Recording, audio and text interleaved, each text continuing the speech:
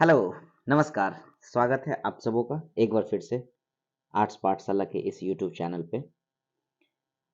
और आज हम आपके लिए लेकर के आए हैं क्लास 12th का जो हम लोगों ने शुरू किया था सीरीज प्रीवियस ईयर का, यानी कि PYQ का। उसी का आज हम लोग दूसरा सब्जेक्ट लेकर के हैं। आज जो हम PYQ लेकर के आए हैं वो है पोल साइंस का। पोल साइंस 2022 का हम लोग आज टॉपिक देखने वाले हैं। हमारा आज का टॉपिक यही रहेगा। 50 MCQ हम लोग करने वाले हैं आज। 50 MCQ हम लोग करेंगे आज, फिर रेस्ट जो है 50 वो हम लोग अगले दिन करेंगे। चलिए, वहां तक पहुंचने से पहले आप सबों को चिल्ड्रंस डे की हार्दिक शुभकामनाएं। आपको पता होगा कि आज का दिन चाचा नेहरू यानी कि प्रधानमंत्री, भारत के प्रथम प्रधानमंत्री पंडित जवाहरलाल नेहरू जी का बर्थ एनिवर्सरी है। और इन्हें बच्चों से बहुत ज़्यादा लगाव था, बच्चों से बहुत ज़्यादा ये प्यार करते थे। इसलिए पता होगा कि इनको चाचा नेहरू के नाम से भी जाना जाता है। 1964 में जब इनका डेथ हुआ तो उनके डेथ के बाद पार्लियामेंट ने ये डिसीजन लिया कि इनके जन्मदिन पे, इनके बर्थ एनिवर्सरी पे इंडिया में धूमधाम से चिल्ड्रन डे मनाया जाएगा। तो आप सबों को चिल्ड्रन डे की हार्दिक शुभकामनाएं। और आज हमारे पंडित जवाहरलाल नेहरू जी का बर्थडे है, बर्थ एनिवर्सरी है।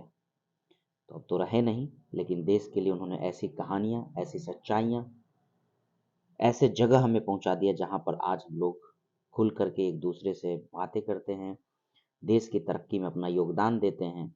इनका कहीं ना कहीं श्रेय हमारे one of the best leader, India के प्रथम प्रधानमंत्री पंडित जवाहरलाल नेहरू जी को जाता है। तो चलिए, यहाँ से हम लोग अपने कड़ी को आगे बढ़ाते हैं। और हमारा अगला जो आप देख रहे होंगे, मैंने आपके लिए टॉपिक लाया आज, वो क्लास 12th इंटरमीडिएट का ऑब्जेक्टिव। बिहार बोर्ड के बच्चे देख करके रट लीजिए। अगर आप इतना कर लेते हैं तो शायद इससे भी आप बहुत बेहतर मार्क्स ऑब्टेन कर सकते हैं, खास करके MCQ में। और जिन बच्चे को नहीं पता हो, जान ही रहे होंगे, सॉरी, जिन बच्चे को नहीं पता हो वो जान ले कि आर्ट्स पाठशाला की तरफ से जो है वो क्रैश कोर्स लाया गया है, जो कि 22 जो नवंबर है उससे वो शुरू किया जा रहा है। और इस 22 नवंबर से लेकर के सीधा हम लोग चलेंगे 10 लगभग लगभग जनवरी तक, हर सब्जेक्ट को जिसमें हम लोग कवर कराने का प्रयास करेंगे। प्रयास ही नहीं बल्कि सफल भी होंगे। तो जो बच्चे लग रहे हैं कि ज़रूरत वाले हैं, कृपया संपर्क करेंगे। चलिए, तो हम लोग आज अपने टॉपिक को शुरू करते हैं। ये साल 2022 दिख रहा होगा आपको। चलिए, तो आज हम लोग का सवाल क्या है, जरा गौर करिए। सबसे पहला सवाल, इस समय भारत में कौन सी दलीय व्यवस्था मौजूद है? पूछ रहा है, सिंपल सिंपल सा, कौन सी दलीय व्यवस्था मौजूद है? तो याद रखिएगा, भारत में बहुदलीय व्यवस्था है। बहुदलीय मतलब जहां पर एक दल नहीं बल्कि बहुत दल है, जैसे बीजेपी है, आरजेडी है, जेडीयू है ना। आप देखे होंगे सपा है, बीएसपी है। इसके अलावा आप देखिएगा तो अभी नई पार्टी आम बनी, आम आदमी पार्टी बनी है। तो कई पार्टी जो है अपने इंडिया में है, जो भी एग्जिस्ट कर रही है। इसलिए अपने इंडिया ना तो एक दलीय ना है दो दलीय है ना। अपना देश जो है वो बहुदलीय है। तो which party system exist in India? तो multi party system. Question number next, 1971 में बने महागठबंधन का ध्येय क्या था? या 1971 में जो महागठबंधन बना था उसका उद्देश्य क्या था? पता होगा कि इंदिरा गांधी को हराने के लिए जितने भी विपक्ष की पार्टी थे सबों ने अलायंस किया था। और उस अलायंस का एक ही मकसद था, क्या करना? इंदिरा हटाओ। क्या था? इंदिरा हटाओ। अगर पूछा जाए कि कांग्रेस का क्या पर्पस था, कांग्रेस का क्या उद्देश्य था, तो कांग्रेस का उद्देश्य था, नारा था, गरीबी हटाओ। लेकिन यहाँ पर आपको गरीबी हटाओ नहीं पूछ रहा है ना, आपसे पूछ रहा है कि 1971 में महागठबंधन। तो क्या हो जाएगा? इसका आंसर हो जाएगा बी, इंदिरा हटाओ। What was the goal of Grand Alliance for 1971? क्या हो जाएगा? रिमूव इंदिरा। अगला क्वेश्चन, किन्हें वामपंथी पार्टी की कोटि में रखा जा सकता है? पूछ रहा है कि which can place the category of the leftist party, किसे लेफ्टिस्ट पार्टी में रखा जाता है? तो पता होगा आपको, लेफ्टिस्ट पार्टी भारतीय कम्युनिस्ट पार्टी को बोला जाता है ना। बाकी जितने भी पार्टी है सब राइटिस्ट पार्टी है। अगला, भारत के संविधान सभा का गठन किस योजना के आधार पर हुआ? The constituent assembly of India was form on the basic of the which plan? किस प्लान का? तो याद रखिएगा, cabinet mission plan. Cabinet mission plan, cabinet mission plan. यहां से आपका 11th का क्वेश्चन स्टार्ट हो गया। देखिए आपके लिए 11th कितना जरूरी है, गौर करिएगा बच्चे, गौर करिएगा 11th आपके लिए कितना जरूरी है। अगला क्वेश्चन, संविधान निर्मात्री सभा में उद्देश्य प्रस्ताव किसके द्वारा प्रस्तुत किया गया? जो उद्देश्य प्रस्ताव लाया गया था 1946 में, वो लाया गया था पंडित जवाहरलाल नेहरू जी के द्वारा। The objective resolution presented at the in the constitution assembly Jawaharlal Nehru. अगला क्वेश्चन, 1975 में किस आधार पर आपातकाल की घोषणा की गई? पूछ रहा है कि on what basis of this emergency declare in 1975। तो याद रखिएगा जो बेसिस था वो क्या था, वो था आंतरिक गड़बड़ी, है ना, आंतरिक गड़बड़ी। युद्ध नहीं था, बाहरी आक्रमण भी नहीं था, ये क्या था, आंतरिक गड़बड़ी था। चलिए, संविधान निर्मात्री सभा में प्रारूप समिति के अध्यक्ष कौन थे? पूछ रहे आपसे प्रारूप समिति के अध्यक्ष कौन थे? तो प्रारूप समिति के अध्यक्ष अपने देश के यूँ समझ लीजिए कि जिन्हें संविधान का पिता भी कहा जा सकता है, कहा भी जाता है, तो वो डॉक्टर भीमराव अंबेडकर। किसने संपूर्ण क्रांति का आह्वान किया, यानी कि which who called the total revolution? Total revolution किनका था? टोटल रिवॉल्यूशन जयप्रकाश नारायण जी का। पता होगा कि सेंट्रल गवर्नमेंट के सिस्टम को कुचलने के लिए, सिस्टम को हटाने के लिए बिहार से जबरदस्त एक आंदोलन किया गया जिसके लीडर जयप्रकाश नारायण थे, और उन्हीं समय का स्लोगन था कौन? जयप्रकाश नारायण का संपूर्ण क्रांति। तो इसका आंसर क्या हो जाएगा? जयप्रकाश नारायण। चलिए अगला पूछ रहा है भारतीय नागरिक में कितने मौलिक अधिकार प्राप्त? देखिए, अगर वर्तमान में मौलिक अधिकार है तो 6 है, लेकिन पूछ दे मूल संविधान में, है ना, अगर पूछ दे कि जो हमारा मतलब बेसिक कॉन्स्टिट्यूशन था, जो हमारा मेन कॉन्स्टिट्यूशन था, उसमें कितने थे, तब 7 हो जाएंगे, है ना, तब 7। ऐसे आंसर इसका 6 हो जाएगा। अभी कितने? 6 थे, कितने? 7। राइट टू प्रॉपर्टी को हटा दिया गया, संपत्ति के अधिकार को हटा दिया गया। निम्न में कौन मौलिक अधिकार नहीं है? देखिए, जो सवाल ऊपर किया उसका आंसर भी आपको यहीं पर दे रहा है। देखिए, कौन सा मौलिक अधिकार नहीं है? समता का, समानता का अधिकार है, शोषण के विरुद्ध अधिकारी भी है, धार्मिक स्वतंत्रता भी है, ये नहीं है। तो इसका आंसर ये हो जाएगा, है ना, संपत्ति का अधिकार नहीं है। क्या पूछा? Which of the following is not fundamental right? तो कौन? राइट टू प्रॉपर्टी हमारा फंडामेंटल राइट नहीं है। कानून का समान संरक्षण वाक्य कहाँ से लिया गया? कानून के समान संरक्षण यानी कि where is the terms equal protection of the law. Equal protection of law जो है वो अमेरिका से लिया गया। Equal protection of the law America से लिया गया। Equal protection of the law America से लिया गया। वयस्क मताधिकार से तात्पर्य क्या है? वयस्क मताधिकार का मतलब होता है कि जहां पर देश के जितने भी वयस्क लोग हैं सबको वोट देने का अधिकार हो, चाहे वो कास्ट में कोई भी हो, जेंडर में कोई भी हो, है ना। खास करके अब के समय में तो सबके लिए हो गया है, तो वयस्क में वो स्त्री हो पुरुष हो उन सबको वोट देने का अधिकार, यानी कि सी हो जाएगा। तो राइट टू एडल्ट फ्रेंचाइज मतलब equal right to vote to all adult males and females. चलिए डन। फिर पूछ रहा है प्रतिनिधि लोकतंत्र का आधार क्या है? पूछ रहा है प्रतिनिधि लोकतंत्र का आधार क्या है? Basic of basis of the representative democracy is क्या है? स्वतंत्र न्यायपालिका ही होना, बिल्कुल। सशक्त न्याय कार्यपालिका, ये भी ठीक है। लोकसभा, चलिए ये भी ठीक है। वयस्क मताधिकार, चलिए ठीक है। स्वतंत्र न्यायपालिका होना चाहिए, नो डाउट। सशक्त कार्यपालिका हो, ये भी ठीक है, लेकिन सबसे पहला लोकसभा हो तभी तो सरकार बने, और सरकार बने तो ये सब चलाए। समझ रहे हैं ना? तो सबसे पहला जरूरी हमारे लिए क्या हो जाता है? सबसे बड़ा चीज हो जाता है, बेसिक आधार हमारा लोकसभा हो जाता है। ये बेस है, तभी ये सब पॉसिबल है। चलिए अगला। फिर उसके बाद प्रतिनिधि सरकार की मुख्य विशेषता है। पूछ रहा है प्रतिनिधि सरकार जो होती है, यानी कि the main features of representative government क्या हो जाएगा? रिस्पॉन्सिबल सरकार, यानी उत्तरदायी सरकार हो। उत्तरदायी सरकार हो, वही हमारे लिए सबसे बेहतर है डेमोक्रेटिक कंट्री में। मुख्य चुनाव आयुक्त तथा अन्य चुनाव आयुक्तों की नियुक्ति किसके द्वारा की जाती है? देखिए, इस टाइप का सवाल बहुत पूछता है बच्चे, ध्यान से सुनिए। मुख्य चुनाव आयुक्त तथा अन्य चुनाव आयुक्तों की नियुक्ति किसके द्वारा की जाती है? तो ये किया जाता है राष्ट्रपति के द्वारा। किसके द्वारा? राष्ट्रपति के द्वारा। मुख्य चुनाव आयुक्त का कार्यकाल कितना होता है? पूछ रहे what is the tenures of chief election commissioner? तो 6 वर्ष और 65 वर्ष की आयु तक। याद रखिए, 6 वर्ष या 65 वर्ष की आयु तक। भारत के प्रधानमंत्री क्या होते हैं बताइए? देखिए, भारत के प्रधानमंत्री लोगों के द्वारा, भारत की जनता के द्वारा निर्वाचित होते हैं, लेकिन उन्हें नियुक्त किया जाता है। कौन नियुक्त करता है? तो देश के राष्ट्रपति द्वारा नियुक्त किया जाता है, अपॉइंटेड बाय द, है ना, अपॉइंटेड बाय द। भारत के संविधान के अनुच्छेद, किस अनुच्छेद में कहा गया कि भारत के राष्ट्रपति पर महाभियोग चलाया जाता है? पता होगा आपको कि भारत के राष्ट्रपति को हटाने के लिए जो प्रावधान है उसको महाभियोग कहा जाता है। और पूछ रहा है आपको कि महाभियोग किस में लिखा गया है? तो महाभियोग लिखा गया अनुच्छेद 61 में। क्या लिखा है? Under which article constitution of India president can be impeachment, यानी इम्पीच्ड किसके द्वारा, किस आर्टिकल के द्वारा होता है? तो आर्टिकल 61 में इम्पीच की बात किया गया, यानी राष्ट्रपति को हटाने की प्रक्रिया इम्पीचमेंट कहलाती है। भारत में राष्ट्रपति की स्थिति क्या है? अमेरिका के राष्ट्रपति के समान नहीं, कनाडा के गवर्नर जनरल के समान नहीं, ब्रिटिश के महारानी के समान, बिल्कुल। तो क्या हो जाएगा? ब्रिटिश की महारानी के समान, यानी कि like the queen of Britain. आपसे पूछा पोजीशन ऑफ प्रेसिडेंट, है ना। अगला, राज्यसभा की सदस्यता की न्यूनतम आयु कितनी होनी चाहिए? याद रखिए, राज्यसभा की सदस्यता की न्यूनतम आयु जो होनी चाहिए वो आप कम से कम आपका 30 वर्ष होना चाहिए, 30 वर्ष से कम नहीं होना चाहिए। ठीक है, हाँ, यही अगर पूछ देता लोकसभा यही अगर आपको पूछ देता लोकसभा तो फिर लोकसभा के लिए 25 साल होना चाहिए, राज्यसभा के लिए 30 साल। इसका आंसर सी हो जाएगा। कर लीजिएगा, इसका आंसर क्या हो जाएगा, सॉरी सी बोल रहे हैं, सॉरी बी। अगला क्वेश्चन, अगला क्वेश्चन क्या पूछा, भारत में उपराष्ट्रपति का निर्वाचन किया जाता है, मतलब भारत में उपराष्ट्रपति का निर्वाचन कहा जाता है कि किन के द्वारा किया जाता है। The vice president is elected in India. सबसे पहला ऑप्शन राज्यों के विधानसभा द्वारा, उस निर्वाचक मंडल द्वारा जो राष्ट्रपति को चुनता है। देखिए विधानसभा नहीं इसमें भाग लेता है, निर्वाचक मंडल में विधानसभा भाग लेती है, राष्ट्रपति में लेती है लेकिन इसमें नहीं लेती है, उपराष्ट्रपति में नहीं लेती है। राज्यसभा के सदस्य द्वारा बिल्कुल लेते हैं, लेकिन सिर्फ राज्यसभा ही क्यों, लोकसभा के भी सदस्य भाग लेते हैं। तो संसद के दोनों सदनों का सदस्य द्वारा बिल्कुल, तो इसका आंसर डी हो जाएगा, यानी कि by the members of Lok Sabha and Rajya Sabha both. Rajya Sabha में कोरम के लिए कितने निर्णय, याद रखिए कोरम किसको बोलते हैं। कोरम का मतलब होता है बुआ, कोरम का मतलब होता है कि कम से कम राज्यसभा को चलाने के लिए कितने मेंबर होने चाहिए। याद रखिए 25 मेंबर कम से कम होने, यानी कि राज्यसभा में कम से कम 25 व्यक्ति अगर नहीं बैठे हुए होंगे तो ये सभापति जो हैं इस राज्यसभा को लेकर नहीं चल सकते।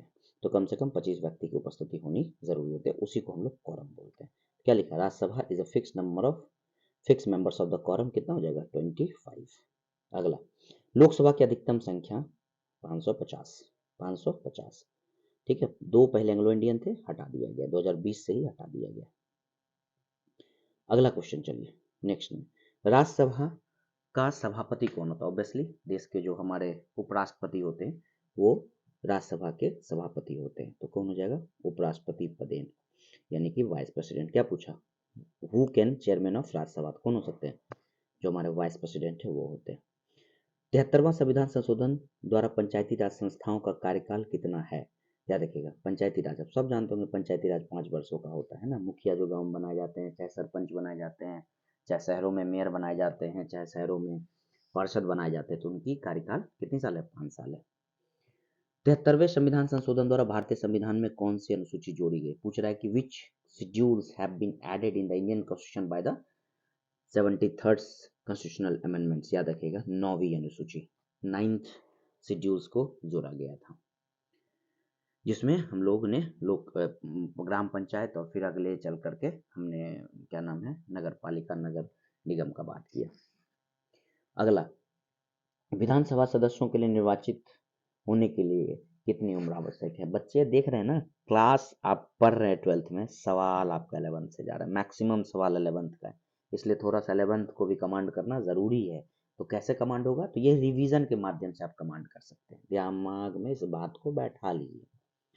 विधानसभा के लिए कितने होने चाहिए बताओ, विधानसभा के लिए भी होने चाहिए आपको कितने, 25 साल। हाँ, विधान परिषद पूछ दे तब 30, लेकिन विधानसभा तो 25।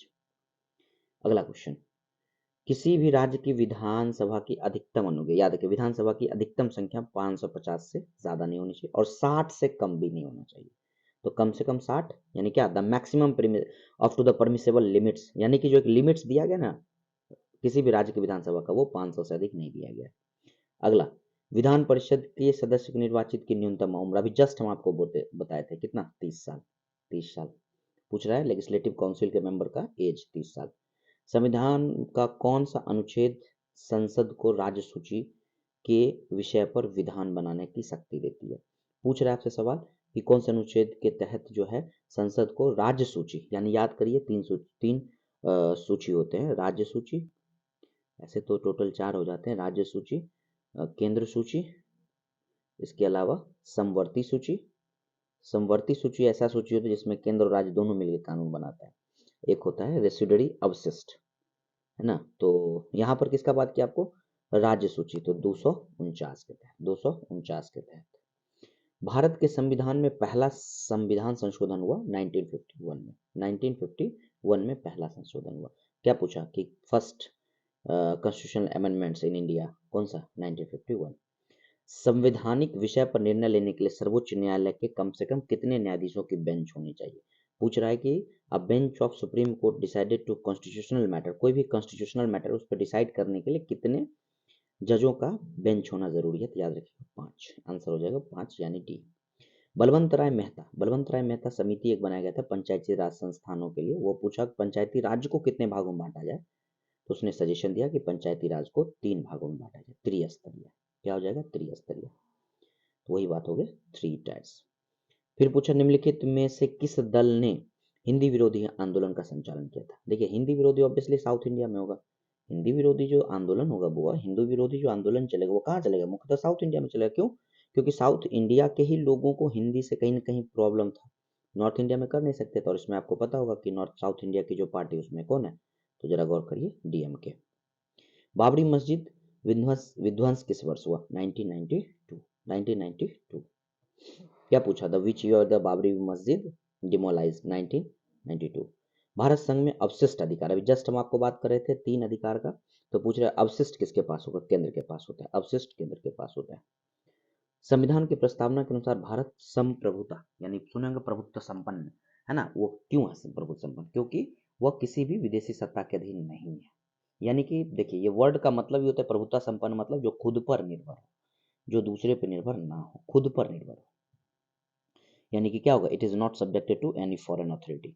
सवाल क्या पूछा, according to the preamble of constitution India sovereign state means, India sovereign क्यों है? क्योंकि भारत किसी का गुलाम नहीं है, इसलिए सॉवरेन है। संविधान के किस संशोधन में मौलिक कर्तव्य को जोड़ा गया? पूछ रहा है कि मौलिक कर्तव्य को जोड़ा गया। मौलिक कर्तव्य अभी 11 है, और जो हमारा मौलिक कर्तव्य जोड़ा गया वो कब? 1976 में 42वें संविधान संशोधन में 10 मौलिक कर्तव्य जोड़े गए थे। भारत मुख्यतः एकात्मक राज्य, देखिए ये विचार है या यूँ समझिए थॉट्स है। तो India is primarily unitary state, unitary state ये डी बसु का है, डी बसु का है। संघात्मक ढांचे के लिए अपरिहार्य लक्षण क्या है? यानी कि पूछ रहा है कि इंडिस्पेंसेबल फीचर, जो एकदम सबसे महत्वपूर्ण फीचर है फेडरल के लिए, वो क्या है? फेडरल के लिए संविधान सर्वोच्च होना चाहिए, बिल्कुल ठीक है। स्वतंत्र न्यायपालिका होना चाहिए, बिल्कुल ठीक है। शक्ति का विभाजन एकदम सही है, बिल्कुल सही है। तो आप सी डी के साथ चले जाइए, आपके लिए बेहतर हो जाएगा, यानी कि all of this, all of this. चलिए 40 हम लोग कर लिए, 41वें पे चलते हैं। भारतीय संविधान में समवर्ती सूची की प्रेरणा किससे ली गई? समवर्ती सूची की प्रेरणा ऑस्ट्रेलिया से ली गई है। समवर्ती सूची की प्रेरणा ऑस्ट्रेलिया से ली गई है। निम्नलिखित में कौन समवर्ती सूची का विषय है? समवर्ती सूची का विषय कौन सा है? देखिए समवर्ती सूची का विषय सिक्का नहीं, विदेशी नहीं, जेल नहीं, विवाह और ये। समवर्ती का मतलब क्या होता है? जहां पर केंद्र और राज्य दोनों मिलकर के कानून बना, उसे समवर्ती थे। सब अलेवंत का क्वेश्चन है, ए टू जेड, यानी कि 5-6 क्वेश्चन सुबह ऊपर का छोड़ दीजिए आप, तो ए टू जेड क्वेश्चन जो अभी तक हम देख रहे हैं, लगभग 35 क्वेश्चन हम लोग 36 देख चुके हैं, सब के सब अलेवंत से। आगे, भारत में लोकतांत्रिक विकेंद्रीकरण का सुझाव दिया किसने? बलवंत राय मेहता ने। विकेंद्री का मतलब क्या? सेंटर, फिर उसके नीचे स्टेट, फिर उसके नीचे लोकल गवर्नमेंट। इसको विकेंद्रीकरण बोलते हैं, डिसेंट्रलाइजेशन बोलते हैं, डिसेंट्रलाइज बोलते हैं। चलिए अगले सवाल की तरफ चलते हैं। 44 नंबर क्वेश्चन, 73वें संविधान संशोधन के 11वें अनुसूची में पंचायत राज्य को कितने कार्य सौंपे गए? पूछ रहा है कि how many function have been assigned to Panchayati Raj government. Panchayati Raj को कितने दिए गए? 29 सब्जेक्ट दिए गए, 29 सब्जेक्ट दिए गए। भारतीय संविधान की प्रक्रिया का वर्णन किया गया किसमें? देखिए संविधान संशोधन की प्रक्रिया का बात कर रहा है, यानी constitutional amendments, article 368, article 368, article 368। Kesavananda Bharati विवाद में सर्वोच्च न्यायालय ने किस विषय पर निर्णय दिया? याद रखिए केशवानंद भारती 1973 का मामला है, बहुत फेमस मामला है। और इसके बाद सुप्रीम कोर्ट ने डिसाइड किया कि संविधान के जो मूल ढांचे होंगे उसमें कोई भी सरकार आएगी वो संशोधित नहीं कर सकती है। मूल ढांचे की संकल्पना जो है केशवानंद भारती केस के बाद ही आया था 1973, यानी parliament can not modify the basic structure of Indian constitution. और बेसिक स्ट्रक्चर क्या होगा इसने नहीं बताया। ऑन लिबर्टी पुस्तक के लेखक कौन है? पूछ रहा है कि who is the author of that book on liberty. इसके आंसर हो जाएंगे जे एस मिल। मनुष्य स्वतंत्र उत्पन्न होता है किंतु सर्वत्र वह बंधनों से बंधा हुआ, ये किन का कहना है? पूछ रहा है कि man is a born free but everywhere in chain, मतलब भले देता है ये, इनका है